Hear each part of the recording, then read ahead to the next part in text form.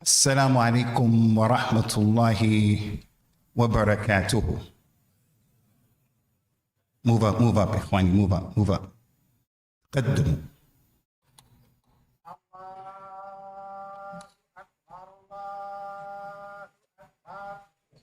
الله أكبر.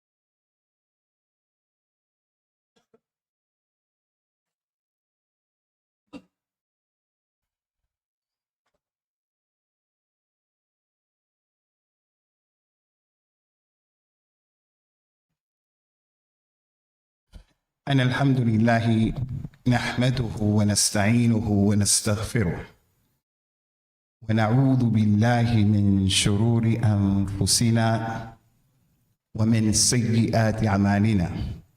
من يهده الله فلا مضل له ومن يضلل فلا هادي له. وأشهد أن لا إله إلا الله وحده لا شريك له وأشهد أن محمدًا عبده ورسوله. أما بعد. We begin this khutbah off of the heels of what we mentioned last week concerning being grateful. And we want to show our shukr, our gratitude to Allah Azza wa Jal for protecting everybody over the last few days, especially last night with this hurricane. I see today we have a lot of children who are here who normally wouldn't be here because they called school off, expecting the hurricane was going to be extremely destructive. So I didn't get any news that anyone from our community suffered any adverse consequences of the hurricane, but I did see some serious things that happened with other people. So we say, Alhamdulillah Rabbil Alameen, that He chose to bless us with that. After that, I want to mention to you brothers, especially you young brothers, Ilyas, my little man right there, and you little brothers, that you're the generation of Muslims who are going to be responsible for standing up here on this minbar, coming to the masjid and praying. You're going to be responsible for this religion in the future, inshallah. And I, along with your fathers and the women of this community, are responsible for helping to pass off to you a good understanding of Al-Islam. There is a thing in Islam that we all have to understand, we have to appreciate, we have to acknowledge it and buy into it, and that is that there are some things that are called the nawaqid of Al-Islam. They are those things that if you do any of them, you go outside of this religion. Although you may claim to be a Muslim, the people who call themselves the Nation of Islam, they are outside of Al-Islam because of the nawaqid that they fall into. The Ismailiyah, they're outside of the fold of Al-Islam. The Qadianiyah, outside of the fold of Al-Islam. People curse Abu Bakr and Umar and Aisha and say that that Quran is not complete and that Ali has a Quran that's better than this Quran. You go outside of Al-Islam if you know what you're talking about, if you know what you're doing. So a person can believe he's in Islam, but if you fall into one of these things, you are disbelieving Allah. And one of those nawaqid of Al-Islam is for a person to believe that the Sharia, the legislation of any human being or any system, democracy or other than that, anyone who believes that the legislation of someone else is better than the legislation that the Prophet Muhammad brought, sallallahu alaihi wasallam, you're outside of this religion. You're outside of this religion. Because we grow up here in America. Some of us grow up here and we're patriotic. We have that love for the country where you live. And I say a million times, I didn't know the worth of the American passport until I became a Muslim and I traveled outside of America and I saw how that passport was respected. But as it relates to patriotism, that's a different thing altogether. So we grow up and we chase this American dream. And the American dream a lot of times is a nightmare, especially if you're a person of color. At the top of the list concerning the people of color are my people who built this damn country. My people. But I'm not a person who walks around with a chip on my shoulder and I'm going to blame every white person for the issues that African Americans suffer from. No, because that's the dichotomy of the American dream. And that's the weird nature of this situation, is that the truth must be said. There are aspects of this society that are very positive. Even the so-called founding fathers of this country, they own slaves. And they have relationships with the women of those slaves. But nonetheless, when they wrote the Declaration of Independence and when they sat down to come up with this governing way, this system, some of that, although it's abstract and theory, some of it is very high. You can appreciate it on paper. But when you come to the Ard al-Tatbiq, practicing is a different issue. There's a different issue altogether. So I want you, Ummah al-Islam, and I stand up here, and part of the positive thing of what I'm saying about the system is this so-called freedom of speech.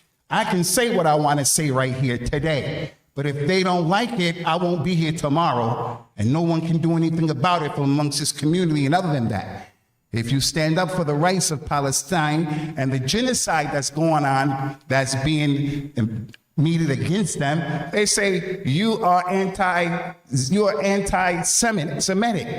Well, where's my freedom of speech now? It's what and how they want to do, and they change the goalposts. But I want to stay on the point. Anybody who thinks that a system other than Islam is better than Islam, similar to Islam, an alternative to Islam, you're outside of Islam, wala karama. You're outside, you're not even a real Muslim. If you do that, understanding what you're doing, Allah mentioned in the Quran, وَأَنَّ هَذَا الْقُرْآنِ يَهْدِي لِلَّتِي هِيَ أَقْوَمُ وَيُبَشِّرُ الْمُؤْمِنِينَ الَّذِينَ يَعْمَلُونَ الصَّالِحَاتِ أَنَّ لَهُمْ أَجْرًا كَرِيمًا. It is this book, the Quran, that guides to that which is best. Not democracy, not any other system, not socialism, not what your mother said, your father, not what your sheikh said. It's this book that was revealed by Allah Azza wa Jalla. It guides to that which is best.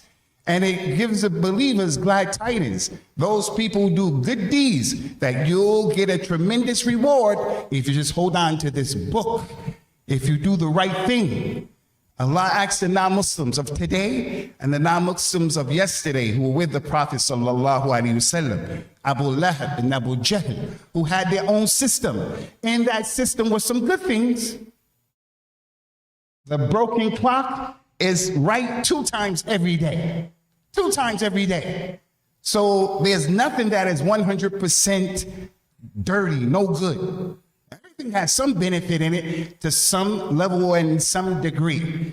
Allah mentioned to those people and mentioned to the people now. أَفَحُكْمَ الْجَاهِلِيَّةِ يَبْغُونَ وَمَنْ أَحْسَنُ مِنَ اللَّهِ حُكْمًا لِقَوْمٍ يُوقِنُونَ. Do you want a hukm of al-jahiliyyah? You want a ruling of al-jahiliyyah? Jahiliyyah of Quraysh? Jahiliyyah of London, France? You want the ruling of jahiliyyah? Who is better in giving a ruling? Who's better than Allah? For people who have yaqeen. I have and we have, inshallah, yaqeen that Allah is the creator and Isa is not his son. And Allah doesn't love white people over all other people. We have yaqeen that Allah doesn't love an Arab more than he loves everybody else. I have yaqeen about that. I'm walking down the face of this earth and I have no doubt that a white man is not my God. And I believe that there's Yawm al-Qiyamah. We have yaqeen about that. So therefore, with that yaqeen and that iman, inshallah, we should be of the opinion that Allah is the best one to give the hukum, nobody else. We find ourselves in a system we have to navigate. And that book that guides what is best will help us to navigate through the system. The Prophet would give the khutbah sallallahu alaihi wasallam every Friday. And when he gave the khutbah every Friday, week after week after week, and in between the two Fridays, he would always tell the people the best speech is the speech of Allah, and the best guidance is the guidance of Muhammad sallallahu alaihi wasallam. You have to believe that. You have to understand that. There is no guidance that is better than the one that the Prophet followed in this Quran sallallahu alaihi wasallam. That's the best guidance. Why am I mentioning this? I'm mentioning this because every imam that I knew in the dunya, I called him up, I sent them a text message over the last 2 days, and I told them, I encourage you people to talk to your community about what just has happened to the African-American Muslim brother who the United States of America murdered that man, killed that man, suspended his rights, and they murdered him. But it's not so much about him. Although we ask Allah on this blessed day from this minbar to put him into the Jannat al-Firdaus. And what we heard from his mawqif when he was about to die, each passing day, he knows he's going to be dead after 2 days, 3 days, every single day. He didn't complain. When he got an opportunity to write what he had to write, he could have said, I miss my mother, I miss my father, I'm sorry. He didn't say that. He said, Alhamdulillahi ala kulli hal. I ask Allah Azza wa Jalla to make those words in his scale heavy with La ilaha illallah. But I'm not here to talk about that. I'm here to talk about the broken system, man. This broken system. So very quickly, I just met one of the brothers here. I only met this brother in Ramadan from Morocco. I asked him, did you hear about the story of the brother? He said, nah. I said, it's not wajib. You're busy. You're working. You're doing your own work. The brother's name is Marcellus Khalifa Williams. He was convicted of a crime in 2001 in which they said he went into a lady's house, a white lady who did not deserve to be killed. She didn't deserve to be killed. Instead that she was taking a shower, whoever killed her stabbed her up. Blood all over the place. Footprints from the blood. Fingerprints. All kind of stuff was there. And then they said that the person took a laptop and sold the laptop. They arrested this man who became a Muslim and became the imam in the prison. And he was giving dawah to the prisoners. They arrested him. But they didn't have any evidence that connected him to the crime other than the laptop. He was in possession of the laptop. And he said that his ex-partner gave him that laptop. He didn't know anything about the laptop. The ex-partner gave him the laptop. Based upon the ex-partner's testimony, who was a convicted felon and received $10,000 reward money. Based upon that statement of hers and based upon a person who was in the prison. Another prisoner said he confessed to him. Anytime you're in prison, when you're in prison, if you say to the authorities, so-and-so in the prison told you something, they'll shorten your sentence if they want to get that person, and they shortened this sentence. Based upon those two issues, these people put that man in prison. Over the years, things kept coming up, showing that there's a problem in the evidence. There's a problem. There were things that went wrong. The prosecutor, the people who prosecuted his situation, when they put the jurors, there were a lot of African-American jurors. They say, you can't be on it. Dismiss all of them except one. Why did you dismiss him? He said, I dismissed one because he looked too much like the one who was accused. What is that justice?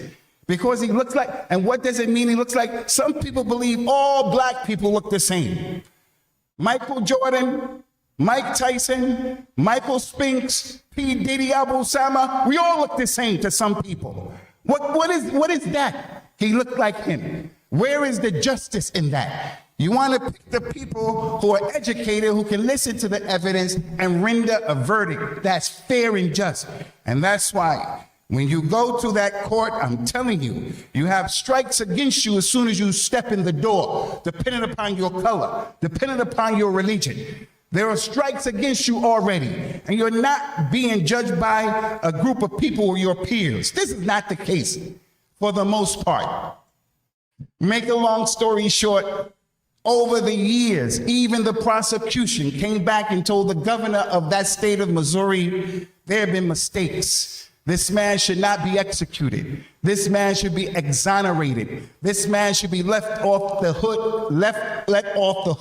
Doesn't appear that he did it. There's nothing connecting him to the crime other than the statement of his ex-partner. They could have had drama. She could have had a reason, but there was nothing. No hair matched his hair. The footprints in the blood didn't match his footprints. Didn't match the footprints of the one who was murdered. Nothing to connect him except what she said and what he said. But the governor said no. Although the family of the lady got involved, the lady that was murdered, and the lady's family said, don't execute this man. Doesn't appear that he did it. You know, in Islam, the justice of Islam, Allah Ta'ala has given the family of the murdered, He's given them rights. Allah has given them rights. وَلَا تَقْتُلُوا النَّفْسَ الَّتِي حَرَّمَ اللَّهُ إِلَّا بِالْحَقِّ وَمَنْ قُتِلَ مَظْلُومًا فَقَدْ جَعَلْنَا لِوَلِيِّهِ سُلْطَانًا. Do not kill any soul except with the truth. And whoever is killed unjustly, Allah has given his family members power. Power to do what? Power for qisas. They could come and say, you killed our relative, we're going to kill you. You killed our relative, you give us the blood money and we won't kill you. We make it afu. The family said, let the man go. And although all of that happened, nothing proven that he did it, nothing connected him to it. The family of the lady saying, let him go. All of that happened. The governor said, no, I'm going to kill him. We're still going to kill him. The Supreme Court of Missouri, the highest body in that state, said, no, we're going to kill him. Nothing has changed. Now, I want to tell you something, and it's important, because you brothers, a lot of times we come here and we're looking for this American dream, but this American dream is an American dream for rich people. As for people who are poor and struggling, it's a nightmare. It can be a nightmare. And in saying that, I'm not saying to you, leave America and go somewhere else. I'm saying to you, let's just be woke and understand the reality of what we're doing and what we're facing. That man who was the governor of that state is one of those governors who wants to make America great again. A Republican who wants to make America great again. And if the truth were to be told, me, looking at the Republicans and what they have to say, looking at the Democrats and what they have to say, I'm more in line with what Republicans say, to be honest with you. I'm not a Republican, but I'm more in line with what they say concerning some of the things that in Islam I have to take positions as it relates to homosexuality and other than that. And the Democrats have done nothing except lie to black people over and over again. So as a black man, I have to vote for them? That's ignorance. But anyway, I'm going to give you some names. You go back and you check these names out. There was a kid, his name was Khalif. Not Khalifa. The brother who was murdered, his name is Khalifa Williams. Khalif Browder. He was a teenage boy who was accused, African-American, of doing something. They didn't bring him up on charges. They put that young boy in Rikers Island in New York. And he wound up ultimately committing suicide because he was dealing with too much because of the broken system in America. Killed himself. And he was an innocent man. All you have to do is look at another name, Reuben Hurricane Carter, the boxer from Paterson, New Jersey. They just decide, we're going to arrest you, and your whole life is changed. No matter what your career is, no matter what you're doing, they're going to lock you up. And they made a movie out of that man's life, Reuben Hurricane Carter. The system is flawed. All you have to do is look at a group of people called the Central Park Five. The Central Park, 5 African Americans find themselves in the park. Someone raped a white lady. She didn't deserve to be raped. Why are people raping people here? And I want to back up a little and tell you, For me, I don't have a problem with executing people or criminals. I don't have a problem with corporal punishment. I'm all for that. Someone murders someone, murder him back. If they practice that correctly here, we'll have less crime. But the problem I have with it here is it's not equal. It's not equal. It's not equal. The one who was poor, the one who was of color, the one who doesn't have the ability to get someone to represent him in the court system, he's in trouble. But rich people, they have the ability to beat the system. They have the original, the ability to beat the system. Back to the Central Park Five. Donald Trump, the Republican who was the president, and he's running for president on a ticket of racism. This is this country. Blatant racism. This man, when the Central Park Five were accused of what they did, he took out an ad in the middle of the New York Times. Costs more money than any other newspaper to take an ad out in the middle of the New York Times, and he condemned those people before the trial. And he condemned the people of those people's color. Back then, he was on that racism, and today he's on that racism. But the system allows him to run for the president of the United States of America. That's the system. It's a broken system as it relates to justice. Sometimes you can get justice. Sometimes you can speak your mind.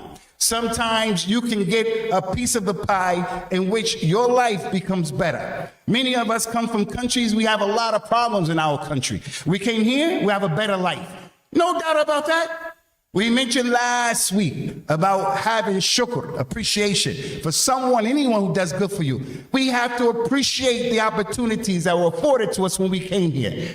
I look in this audience, there are people from Albania, from Egypt, from Morocco, from Tunis. There are people from everywhere, from Palestine. People in here from Iraq. We look at those countries and we have a lot of problems in those countries.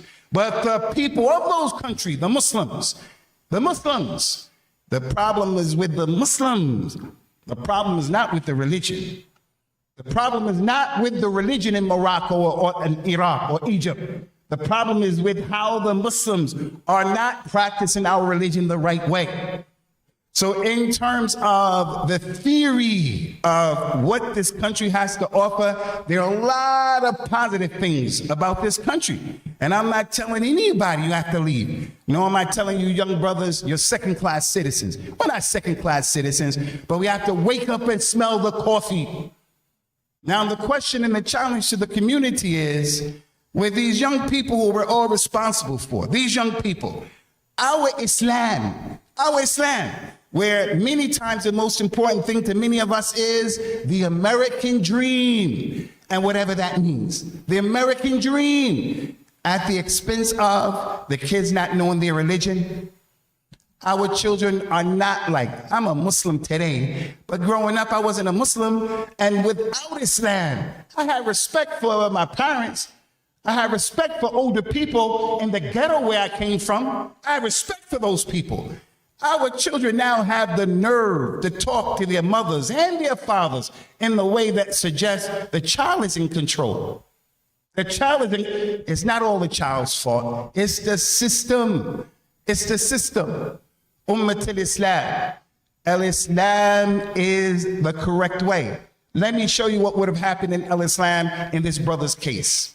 I'm here and I'm telling you, in Al-Islam, that man wouldn't have never been executed. He wouldn't have never, it wasn't permissible to execute him. Not permissible. Ali ibn Abi Talib, not Rasulullah, sallallahu alayhi wa sallam. He said, "Idfa'u al-hudud bishubahat." Do not establish the corporal punishment when the proofs are not clear. Don't do it. Our mother Aisha, may Allah be pleased with her, she said, push away and do not establish the hudud when the evidence is not clear, and look for a way out for the Muslims. For verily it is better for the imam, the leader, the judge, it is better for him to make a mistake and give the person afu. He deserves to be killed, but things are not clear. She said it's better for the imam to say, go, we free you. It's not clear. It's better for him to make that mistake than to kill a man, and that was a mistake. To chop his hand off, and that was a mistake. That's our religion. The Nabi of Islam, sallallahu alaihi wasallam, was sitting with his companions. A man came from sincere tawbah. He committed adultery. No one knew except him and the lady and the angels. And on top of that, Allah is the shaheed. He came and said, Ya Rasulullah, purify me, I've done a big sin. He said, fear Allah, go back and make tawbah, make istighfar. He didn't say what he did. He came back to expose himself. Ya Rasulullah, I made a great sin, purify me. Fear Allah, go back, make istighfar, make tawbah. He came back the third time. Fear Allah, go back. He came back and he said, Ya Rasulullah, I committed adultery. Once the Prophet hears that, sallallahu alaihi wasallam, he has to do something about it. It's not permissible for him to hear or to see something wrong and then just leave it. When the man said that, did he just say, get the man, let's kill him? He said to the man, were you Majnoon? Because the pen is lifted off of the one who was Majnoon. He said, no, I knew what I was doing. He said, did you drink khamr? Were you intoxicated? He said, no, I wasn't intoxicated. I knew what I was doing. Once the man established that against himself, the Rasul of Islam, sallallahu alaihi wasallam, executed the man, because that's the rule in Islam. That's the law in Islam. But what's the point here? The point is, Islam is not after people's blood like that. Islam doesn't want to just kill you because someone accused you just like that. In Islam, you have to bring proofs. And those proofs have to be as clear as the sun in the sky. They can't be ambiguous. They can't be from the shubahat. Someone can't have a vested interest. It is reported during the khilaf of Umar radiallahu anhu, a man stole something, and he stole enough to get his hand chopped off. And then here we as Muslims, these people come and say, you Muslims are mutashaddidun, mutakhallifun. The Palestinians are this and that, and all of you guys, some of these personalities are a problem. And then when they say that about us, we get nervous and scared as if we don't read their history. Just know about slavery. That's it. Just slavery is enough to say, you people are not civilized. What you people are doing to Palestine, you people are not civilized. You're complicit in what's going on. But back to the issue, These people tell us that we're extreme and we're overboard because you cut people's hands off. Are you serious? They gave that man a lethal injection. It took 10 minutes for him to die. 10 minutes for him to die. Ala kulli hal, it is reported Umar was the Khalifa. The poor man went and he stole something, enough to get the Hajj. They caught him. He brought him. Why did you do that? He said, Ya Amir al-Mu'mineen, you see the situation, it's a drought. I'm hungry, my family, I have no money. Because he had a reason, Umar didn't agree with what he did, but the man was compelled. It's compulsory. He had no way out. He didn't chop the man's hand off. Because Islam is not looking to spill blood of Muslims or non-Muslims or other than that. Islam came to protect and to safeguard the blood of the people. So that man wouldn't have never, ever, ever been executed or killed. He would have never been killed, not because he's a Muslim, not because he's African American, not because we think that, no. It's because there were ambiguous issues surrounding his situation. The people who bore witness and testified against him, they had a vested interest. That's our religion. And the more we learn about our religion, the more we appreciate it. But the less we know about the religion and the more we live here, we're in a position where these people can always make what is correct look what is incorrect, and what is incorrect look as if it is correct. أقول قولي هذا واستغفر الله لي ولكم ونسأل الله تعالى التوفيق والسداد.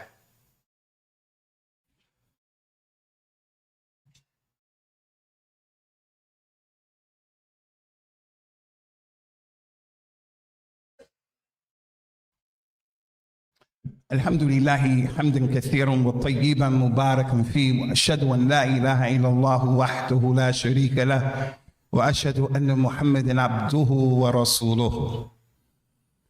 I don't want to make this a political khutbah, and it's not political. This is a khutbah that I hope will just open your eyes to realize we're living with some serious challenges today. With everything that's going on in our personal lives, our own personal lives, where do we get room to even breathe, to look at other things? Well, it's just going to get progressively worse until the Mahdi and Isa ibn Maryam comes. And when the Mahdi comes, with all of this oppression in the earth, he's going to set it right by Allah's permission. The Mahdi of al-Islam. But do we just sit down and twiddle our tongues and wait for him to come? Just today, I saw Bibi Netanyahu at the United Nations talking about Gaza. And as he's talking, the man is talking, the people in the place were clapping after everything he said. Just like when he came to the Senate in the United States, and every sentence, people clap. I say, what manner of people are you? What kind of people are you? Is this a football game? Is this a game? The Dallas Cowboys versus the New Jersey Giants? Is this what we're doing? It's not like that. This is the lives of the people. Ummat al-Islam. You guys are sitting back there. Wallahi, it's a disturbing thing. And I'm not picking you out. Something as simple as coming together in the prayer. It is a practical way that the Prophet told us will strengthen ourselves. And for 6 months, we've been saying that. Now, as I stand here, we talk about Palestine, and I know how you feel. You feel how I feel. I'm no better than anyone else. But the issue comes, how are we going to change it? Are we just going to get upset? We're just going to get emotional for a minute, and then after that we leave? Are we going to make the decision to practice our religion? Hey, my man, right there, I forgot your name with the green, the young boy with the thobe in front of you. I was going to tell you, I was going to tell him to wake you up. Yeah, he was like that. Yes, no problem. So listen, Ummah of Muhammad sallallahu alayhi wasallam. Little by little, the things we have the ability to do, we try to do them. What we don't have the ability to do, we leave those things because it's out of our ability. Allah doesn't burden people beyond their scope. Never get fooled by the idea, the secret to your success, our success, is not outside of Islam. It's within what our religion has brought.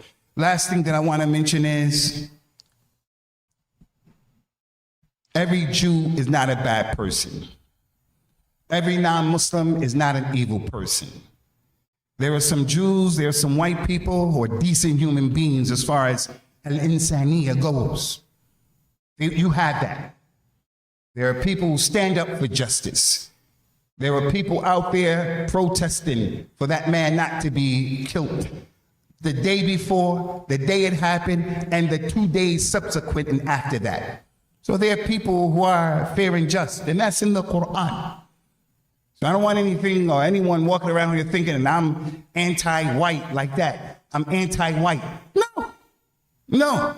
I think America is a beautiful country. It just has a lot of ugly people in it. It has a lot of ugly concepts in the country. But this place has a lot of good as well. And we ask Allah Ta'ala to make us those people who can change the system. Instead of just being people complaining and suffering, we have a responsibility to practice the religion. You practice the religion, Allah will change your environment. That's a responsibility that we have. And our success is only with Allah. Just as Allah protected us from that hurricane, He can protect us from the evil and the harms of these environments. But we have to do our part. May Allah make it easy for all of us, inshallah. And once again, may Allah have mercy upon that brother and cause it to be into the Jannah to the Firdaus. And Allah Azza wa Jal, we pray that He helps those Palestinians, and that He helps the Uyghur Muslims of China, and that He helps those Muslims from Bangladesh and from Burma, and that He helps those Muslims all across the globe who right now we forgot about them because Palestine is on the map. And even Palestine, we forgot about that because it's been 11 months into the massacre, into the slaughter. May Allah help our ummah, help our ummah. Aqim as-salat, yarhamakum.